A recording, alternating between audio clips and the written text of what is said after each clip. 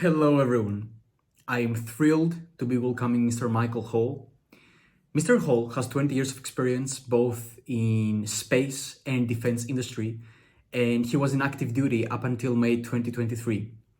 Mr. Holl has served as the Wing Standards and Evaluation Chief and was the commander of the 48th Operations Support Squadron for the United States Air Force. He was also the director of special programs and an F-15E pilot at Fort Bragg. Now, this interview serves two missions. The first is primarily to dive into Mr. Holl's professional journey and uncover the logistics of his very demanding leadership military positions. And secondarily, to offer his advice towards the young generation who wishes to enter the Air Force. This interview has both a descriptional and a technical element to it, and offers incredible insights into mission logistics and role responsibilities of Mr. Holl, all of course under the frame of what can be disclosed.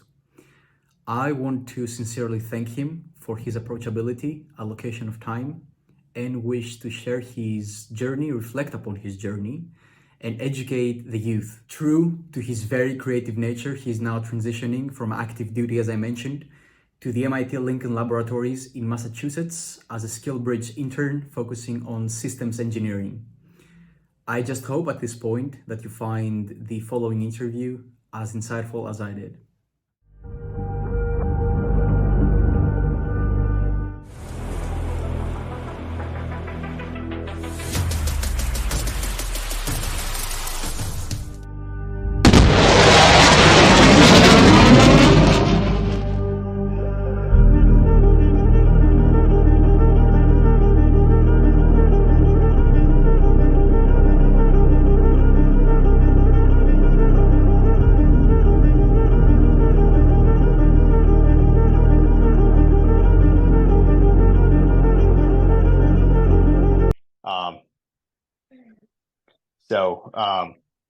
Your question you're asking is one I thought about quite a bit.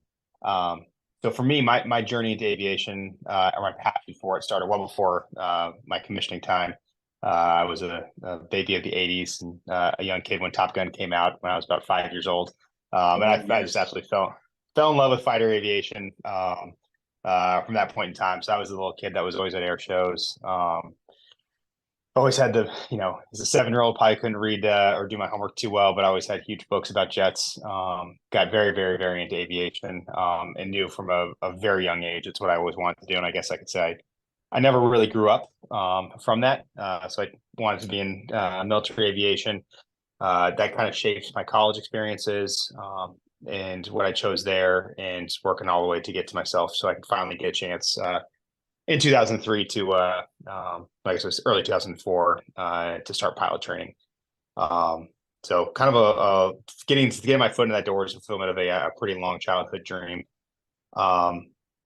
Getting there, in terms of experiences there, and as I took my notes in your question, I've got a hindsight view of it, which may be rosier than my memories of my actual experiences of going through it. But as I look back on it now, I actually look back on it extremely fondly.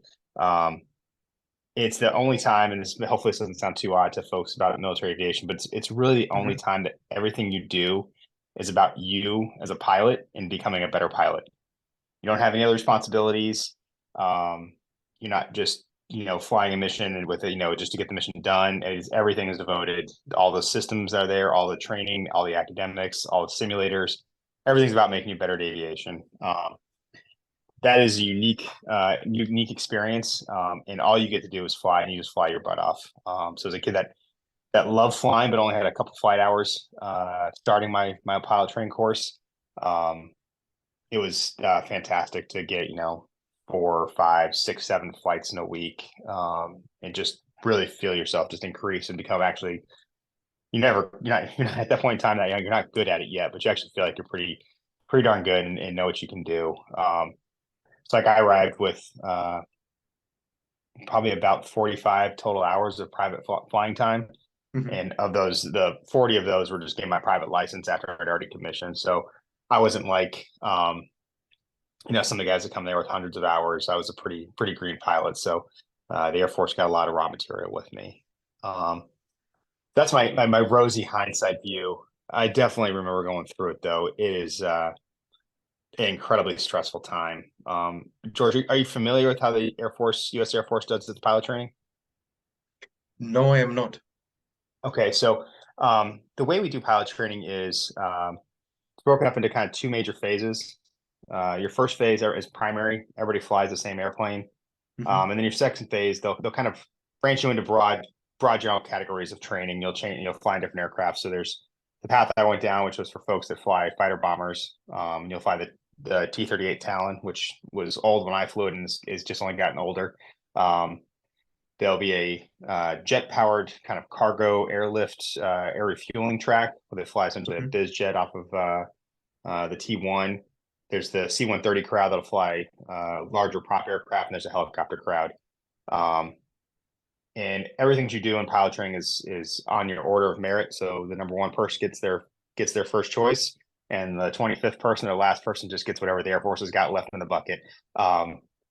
And so you're in a competitive environment with your classmates, but you're not Hmm. trying to compete against them. But you know if they do better than you, then that changes your ability to get what you want. So kind of every day you're under the gun. And then in those kind of sub phases, there's a primary training, an instrument, a formation, all these kind of building block training things. And there's check rides at the end of those. And there's only about four per major phase, so 8 total. And those will make or break your career. You have a bad check ride day, you could go from being in the top 10% of your class to below 50% very fast.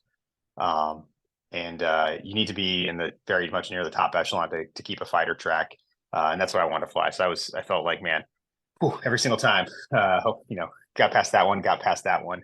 Um, Kind of funny story about that one in terms of check rides and just where luck played a little bit of luck, a little bit of maybe divine intervention. My very first check ride, I'm going out to the airspace, Hmm. and they give you like a small kind of altitude window that you're kind of going underneath two training areas, and you either climb or descend. But the training area ends at some point in time. And every time we had done this in all my training up to this point in time. I've probably done it 15 times. The second you get to the start of the training airspace, they let you climb or descend. Well, I'm like near the back of the training airspace. The controller hasn't said anything to me. And I'm like, well, did I miss it? And I just start applying a little power, start easing back. And then the controller says, oh, you're cleared to the top of the airspace. And I had maybe climbed, 50 feet. And then we come back to debrief. And the instructor pilot's like, yeah, if you got another 50 feet up, I would have had to fail you for that check ride. So that little small intervention on my very first check ride maybe meant the difference in my entire career. So it's a game of inches for sure. But I no, wasn't expecting 50 feet. I wasn't yeah, expecting that it is like such major. I yeah, should know better because flight envelopes are extremely strict. You know this way better than I yeah, do. But it's these kind of stories that I live for personally. yeah, yeah. So I look back in hindsight and say, I think at some point in time the Air Force they were right by putting the stress on you and you need to perform because Hmm. otherwise you're just flying airplanes around in the southern parts of the United States and you don't really how people experience, will operate when things are a little bit stressful later on in their career. So, but all in Hmm. all, absolutely loved it. And yeah, that pilot training experience was definitely a lot of fun. Talking about stress as well, I want to dive into the flight, which is an extremely dynamic situation, as you very well know. I want to talk about the Mhm. unexpected scenarios and how you were trained to manage these unexpected Sure. scenarios. So yes, I saw when I saw your question, like that's a really good question. Yeah. And I would say the thing that you do the most when you're dealing with those kind of unexpected scenarios, where the Air Force practice of doing this is you you try to make those unexpected not unexpected. Hmm. If you can maybe understand. So it's the Yeah. old to paraphrase Louis Pasteur, chance favoring the prepared mind. So there's sure there are emergencies that can happen in the airplane, or there's situations that you can get into that, man, no engineer saw that coming, or just a complete confluence of events where this got really complicated. But for so many of the things, you get exposed to it in academics and just talking through it with an instructor in a simulator. And it's when it does happen in the airplane, like you've seen it once or twice, you know the procedures, and they drill into you just the basic steps of how you handle the unexpected, which is always, it's kind of three-phase or three-step mantra they teach you. It's, maintain aircraft control, analyze the situation, take appropriate action. And when you're in pilot training, they actually make you say those three words, like, I'm going to maintain aircraft control, I'm going to analyze the situation, I'm going to take appropriate action. Then you start doing your checklist. But that kind of rigorous mindset sets you up for that. And then I think the other thing that is critical is, I think most professional aviators try to do this. You try to practice enough so that the basics of flying are pure habit or muscle memory. I can think back to sitting there when I was, 20-something-year-old pilot training student with a poster of the airplane, my trainer aircraft cockpit, and your golf club as a control stick, and you're sitting there practicing flipping the switches, making the radio calls, and just rehearsing this in your mind so many times so that you're doing a lot in the background, and hopefully eventually frees up enough of your brain cells to actually think about what's going on around you, and make some critical thought around those unforeseen and dynamic things that are happening. There is the element of automation, I'd say. So the element of repetitive use of patterns so that you subconsciously know when to apply them without thinking a lot, which is, of course, extremely useful. I want to also talk about character qualities which define fighter pilots as well, and which ones I Sure. believe young pilots should have and develop. Yeah. So I think this is maybe where, as much as I do love Top Gun and seeing it come back with the current movie, there's definitely a bit of a Hollywood perception or popular culture perception about fighter pilots, and there's reality. So I think the first thing I would say is, at the end of the day, fighters is just like all the other aspects of military combat, and the combat arms. Therefore it's a team sport. You never go to combat alone. No professional military person ever plans on being by themselves. So you got to get really good at operating as a team and having all those characteristics, that you see. So it's shooting more like a footballer or a basketball player, than a world-class like track athlete or sprinter that's just focused on their own performance. It's really about setting the team up for success, and that's your squadron mates, that's your the folks that fly a like airplane from you, like we call our community, or for me it's the General Air Force and all the partner NATO Air Forces. Like, it's just, at the end of the day, you want to make sure that everybody around you is as good as they can be, and it's a very team-oriented mindset. The second part that I think goes into it is you need to have a really good internal balance of humility and confidence. So we can maybe talk a little bit more on some aspects of fighter culture, but we've got, you need the confidence that you make the decision. If it's a young wingman handling a complex situation in the jet, if it's making a decision for combat, whether or not to employ ordnance or not, or, any of these possible things, like, you need to have the gumption to make a decision right then and there. And those are done in a matter of seconds. I think that requires a lot of confidence, but it also requires the humility to learn from others. To, when you make mistakes, we try to make those, when we make mistakes, make them very publicly within our squadron, so that folks can learn from it. And that, as a 3,000-hour pilot, or, you don't think that you're above everything, and, you're just as vulnerable to mistakes as the brand new 300-hour pilot is. And that requires a lot of humility and kind of constant self-improvement. And then so team attitude, balance of humility and confidence. And I'd say the third one is a true passion for aviation. Like, you have to love it. To be a fighter pilot, you have to have a love flying, and you really have to love flying fighters. If you don't, it's going to ask too much of you, too much of your family, and you just won't be successful. So, whether that's a character quality or just an innate piece, I'll leave to you and whoever else reads this. But and then the last one I think you have to be is, to be successful, you need to have a spirit and a motivation to win. It's competitive.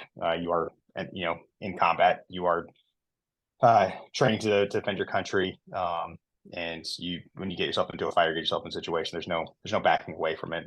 You have to be there to win it at all costs, even if things aren't going well for you. So those would be the four things I would say you really need to have.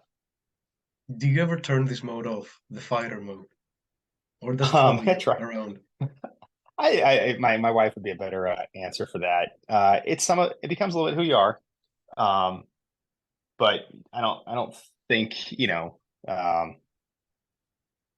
like I'd say my experience is that you'd probably be hard pressed if you had a room of 50 people and I sprinkled in 5 folks from my squadron and you were just having conversations, until we started talking about flying stories and pointing at our watches like that. I don't think you'd be able to like be like, oh yeah, that's that guy. So yeah, I think it's definitely something you turn off and you turn on. Like you definitely get into a mindset for it when you're in your brief, when you're getting your equipment on, when you're stepping to fly and going through your pre-flight rituals. Like, yeah, your perspective changes, and then as you kind of unwind the day and drive home, and you go home to your kids to read them stories, like you change a little bit, but deep down in your side, yeah, I think it's always there. Hmm. So I will become a lot technical now because I want to ask you about Air Expeditionary Force taskings and Sure. how basically a commander can train their airmen to support these kind of taskings. Yeah, that's a great question. I just luckily gave up my command last month, so I can I no longer have to think about. Oh, So I'll give really? you, yeah, yeah. So I got to change command right before the holidays, which is nice. So I'll give you a little bit of a caveat up front. Hmm. So the organization that I commanded, the way the Air Force structures things, within the operations side, we've got our fighter squadrons, and then we kind of have what we call an operational support squadron, which has pilots and other air crew, as well as all the functions that are there to like run the airfield, intelligence functions, and those. That was my squadron. So I had a really diverse kind of basket of people that I had to prepare for all sorts of taskings, not just fighter aviation. My peers over on the fighter squadrons, they were there. I've been responsible for a bunch of training programs and spin up for these taskings. So I guess I can give you an answer that's fire specific or a general one, but I'll start out with a fire specific one. It's really evolved over my, gosh, I think I got into my first combat squadron in 2005, 2006. So whatever, 18, 17 years of doing this. Whereas before, I think I would have said, here's a laundry list of aviation skills that you need to have Hmm. because we were doing, I would say, relatively. No, it was never repetitive. Combat's never repetitive, but it was go to Afghanistan, go to Iraq, go to Afghanistan, go to Iraq. It's very different now. So I think the biggest thing you have to do is all of those traits of adaptability, um, and have a mastery of kind of all of your basics, and then a mindset of you know being comfortable with the unknown, being comfortable with the uncertain, and having a team that's not going to react and not necessarily in panic, but in frustration, like, oh, this is what we trained for, versus, well, this is what they're asking us to do, so we're going to figure it out, and we're going to problem solve through this, and we're going to find the best way to do this. So um, that's what you need. How you train that, I've always thought was best was giving folks some uncertainty to deal with, and then really giving them the opportunity to, um, because you try and encourage and inculcate adaptability. So and growth. So make them step up into a role that's above their current role, and see how they deal with, man. If I'm just a wingman, well, if you're by yourself and you got to get to and from a fight, like practice leading around a little bit. Or if you're a supervisor, if you're not a supervisor or flying type of person, what would it be like if you were the person that had to make the decisions about whether or not we should be doing this or that. So just making people grow and get them in some place where they're a little bit uncomfortable. I'm not fully trained to do this right now, but with supervision and oversight, get them to grow and become more adaptable. Placing healthy pressure on them, Um, basically.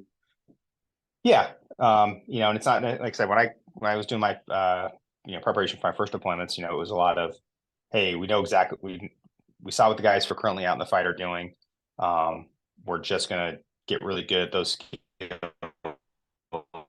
because it's gonna be like that for us in 6 months, and you can do that. That's very effective when you have more certainty. I'd say Hmm. over the last, tail end of, Syria and ISIS up through current kind of regional crisis, like you're kind of foolish if you think you know exactly what's going to go on 6 months later, when you're designing your training plans, because it's just going to change. They're going to ask Hmm. something different. And so we've gotten really good at being adaptable like that. I want to also put emphasis on Yeah, the so change of command. Oh yeah, please go on, please. Yeah. Oh no, I was gonna see any kind of questions about that one because I'm hopefully I felt bad about when I was typing my notes up as it was going to be an ambiguous answer, but it's an uncertain environment, so ambiguity is kind of implied. No. I fully understand, and because of course I don't know all the details, but this article is dedicated to people who understand that realm. They understand the military realm, so I Yeah. think it's quite unambiguous, to be honest, and very Okay. clear. Okay. Therefore, I want to emphasize on the change of command from Lieutenant Colonel Ryan Liepert in 2021, and the command passed towards you. So, how do you manage to mold into the positions you undertake, and how do you induce growth? So make sure I understand. How do I manage to prepare for the positions I undertake, and then how do I grow into those, or how do I? Yes. Okay. So I think the best way for me to answer this one is I can't take a whole lot of credit for that. You know, the however we get it done, the Air Force for the most part, and there's always exceptions to every single rule, every single set of experiences. For the most part of my career, I could say that every single time I've had a commander, a leader, I've learned quite a bit from them. Most oftentimes of what to do, once or twice what not to do, but that's because they're humble leaders and they admit when they make mistakes. And I certainly have a few things that I wish I would have done differently in my command. So it's almost like a process of just exposure and osmosis to great leaders, and to take little parts and pieces of how they address situations, how they think through things, and then as you get older in your career, certainly lieutenant, captain, and for a long time major me wasn't thinking I'd be a commander. Mhm. But as you get closer, it becomes more of a reality. It becomes something like, yeah, I'd like to lead. As was just talking to them when able, and I have time, of like, and just asking questions like, hey, when you made this decision, like, what were you? How'd you come to that? And then just kind of sit back and kind of put yourself in their shoes, and just really kind of soak that experience in, and watch through somebody else's doing the job. It's an imperfect way to prepare, because I mean, I got things thrown at me as a commander that I never got to see before from somebody else, going through those bits. But in general, they give you the principles of what you think is important, and develop your mindset for how you grow into that. And then just because you take command doesn't mean you stop growing and learning. So Mhm. coming back to that humility portion, like I said, is kind of balance their confidence. I think a lot of that applies to command as well. So you got to get the right team of people around you. Hopefully you've got peers and trusted subordinates. Your deputies and your kind of number two folks, and a supervisor that you can ask for feedback from, what they think, how they see things are doing, and set up the trust so that their candor doesn't get their head bit off, and they give you the hey, you think about doing this, and like, you're right, that's a great point. Let's incorporate that into how we can make the organization better. Mhm.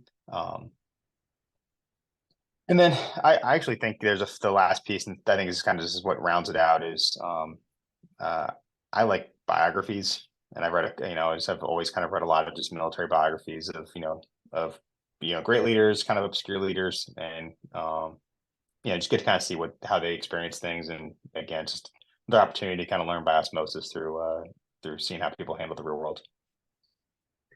Considering, therefore, the lessons you got from these biographies, the principles and responsibilities as a squadron commander, can you talk to me briefly about the factors that could compromise your responsibilities? Yeah, so you kind of listed out the Hmm. what the Air Force lays out as kind of the four general responsibilities. So for Hmm. the broader audience, and the execution of the mission, leading people, managing resources, and improving the unit.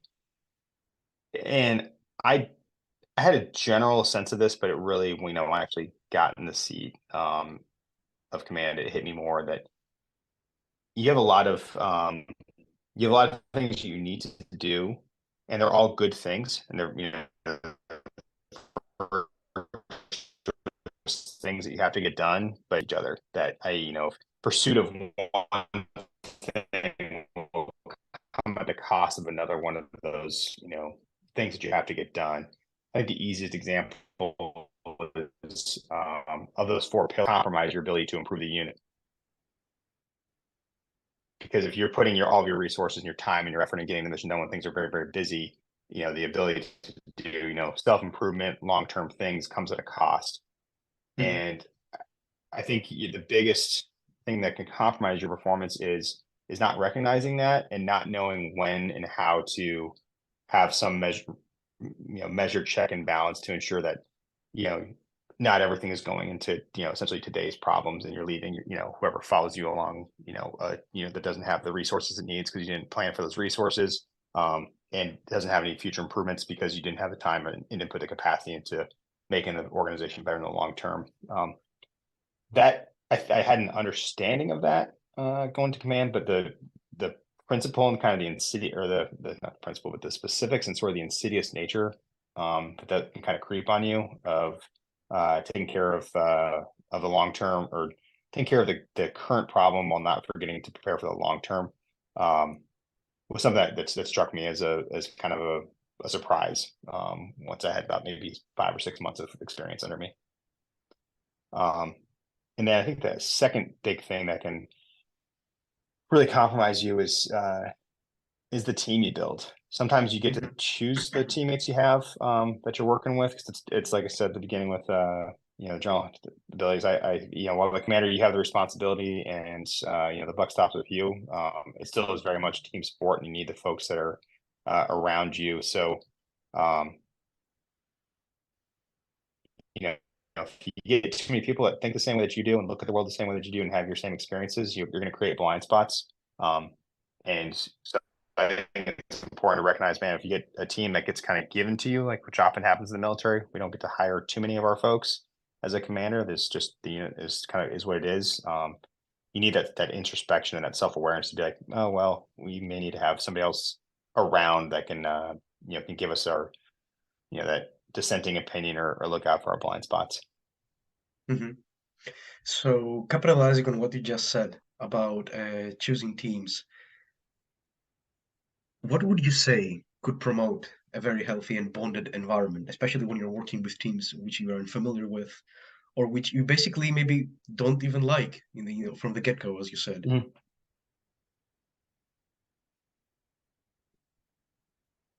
Yeah. So I think one thing that's and I'm about to step into the private sector, but I haven't been in the private sector for 20 plus years. Mhm. The There is at the end of the day, even though we're forming to a new organization or to a new unit, one of the nice aspects of the military, and the I think one of the strengths it has, and the reason it can move people around so much, is we do have a shared kind of culture and set of values. There's a very good common baseline that's just inherent in military service, um, which I think eases somewhat of the problem of having to form teams and deal with folks entering and exiting organizations frequently. Um, Outside of that kind of just inherent nature of military service, and again, this one might be a little bit of a broadish answer, and I'm happy to take any kind of follow-on questions you got Mhm. for it. But I think the biggest thing that you can do to make healthy teams is, however you got to do it, whether or not is through like experiences, socialization, doing tough things together, but you have to have trust. And if you have those teammates there that have those character flaws that don't let them kind of be trustworthy, either they're self-seeking, just have low moral character, whatever it is, like, you need to get them away from your team. Because I think you need to be in a very high trust organization. And um, I would sacrifice maybe getting a more of an average performer that was a high trust individual than getting a super high performance, low trust individual that was just in it for them, that wasn't a team player. Because types of folks will bring the large organization down pretty fast. So however it is, just got to make sure that you're a high trust organization. I think once you have that understanding, that hey, we're all in this together, we have each other's backs. After that, he's got to start pointing people in the right direction. Things get a lot easier. Hmm. I think, if I'm not mistaken, Navy SEALs Team 6 has put out this framework of performance versus trust. And they said that if we had to pick, we would pick someone we can absolutely trust, but could be a middle or low performer. We don't care about performance in comparison to trust. And I see the model lives and thrives within the US Air Force space as well. Yeah, So, and I think it's partially because on the performance aspect, um, you know, folks have been trained and have been screened and have worked mhm. like easy that's easy to weed out. And that's easy to build those skills. Like those are the hard skills, of the obvious skills. But like in pilot training, nobody was really looking at my character and my trust as much because it was an individual performance thing. So Yeah, sometimes yeah, those folks can sneak through. But everybody's performance is at a pretty good level, otherwise they wouldn't have gotten there. So that's partially why you just kind of need to screen for that, or just, I mean, you don't even need to necessarily, I may have been harsh if remove them, but address that flaw with those folks and get them to be on the right mindset so that they can be part of a team and not just be an individual out there on their own. absolutely. They have to obey, as you do as well, or else they're going to be toxic leaders, and most likely, and not thankfully, they will die on the field if they do that. So, Mr. Holl, these were all the It could, questions. yeah, Yeah, certainly could. please go on. Go on. Okay. Uh, oh no. I mean, I think your point is right. I mean, at the end of the day, this is you know, aviation specifically. I think is one of the great challenges of aviation. That's every day, like lives are at stake. And if you don't have the right attitude, if it's from the person flying the airplane, the person fixing it, to the person doing air traffic control, you know, the mistakes are costly, and you need to have the right teams that can ensure that the performance is at a high level day in, day out. Otherwise, it becomes unfortunately, very costly business. No, Mr. Holl, it's my complete utter pleasure and honor to be able to talk to you. That was extremely insightful. I'm sure it's going to be very insightful for the students who will read this as well. I want to wish you a good rest of your day, and we'll be in touch. Thank you again so much for doing this. All right. Of course, George.